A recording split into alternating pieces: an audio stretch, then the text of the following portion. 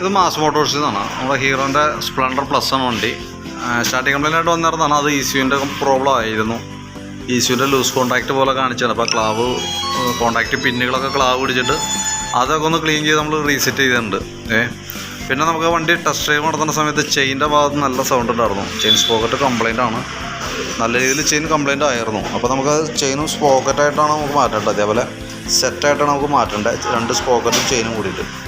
പിന്നെയെന്ന് പറഞ്ഞു കഴിഞ്ഞാൽ ബാക്കിലത്തെ വീലിൻ്റെ ഈ ഒരു റബ്ബർ സെറ്റും കൂടി നമുക്ക് മാറ്റിയിടണം. കാരണം എന്താ വെച്ച് കഴിഞ്ഞാൽ അത് ചെറിയൊരു പ്ലേ വന്നാൽ പോലും നമുക്കൊരു ചെറിയൊരു ഓവർലാപ്പിങ് സാധ്യത ചെയ്യുന്നുണ്ട്. അപ്പോൾ അതുകൊണ്ട് അതും കൂടി നമുക്കൊന്ന് മാറ്റിയിടാം കേട്ടോ. അതിടയ്ക്ക് നമ്മൾ അല്ലെങ്കിലും മാറ്റി കളയേണ്ട കേസാണത്. പിന്നെ അതേപോലെ തന്നെ ഈ സ്പോക്കറ്റ് ഷാഫ്റ്റിൻ്റെ സൈഡിലെ ഓയിൽ ലീക്കായിട്ടുണ്ട്, ഓയിൽ സീൽ. ആ ഓയിൽ സീൽ കൂടി നമുക്ക് ചേഞ്ച് ചെയ്തിടാം. അപ്പോൾ ചെയിൻ സ്പോക്കറ്റുമായി ബന്ധപ്പെട്ട് വരുമ്പോൾ ചെയിൻ സ്പോക്കറ്റും മാറ്റാം, വീൽ റബ്ബർ ഈ ഒരു ഓയിൽ സീൽ കൂടി മാറ്റി നമുക്ക് ക്ലിയർ ചെയ്യാം ബാക്ക് സൈഡ്.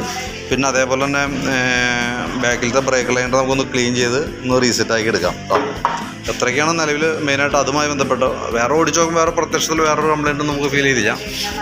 ഓക്കെ, അപ്പോൾ ഞാൻ അതിൻ്റെ ഒരു എസ്റ്റിമേറ്റ് എമൗണ്ട് നാളെ കാലത്തൊന്ന് ചെയ്തേക്കാം കേട്ടോ. എസ്റ്റിമേറ്റ് ഡീറ്റെയിൽസ് ഞാനൊന്ന് അപ്ഡേറ്റ് ചെയ്തേക്കാം. അപ്പോൾ വർക്ക് കംപ്ലീറ്റ് ആയിക്കുമ്പോൾ വിളിക്കാൻ തരും കേട്ടോ.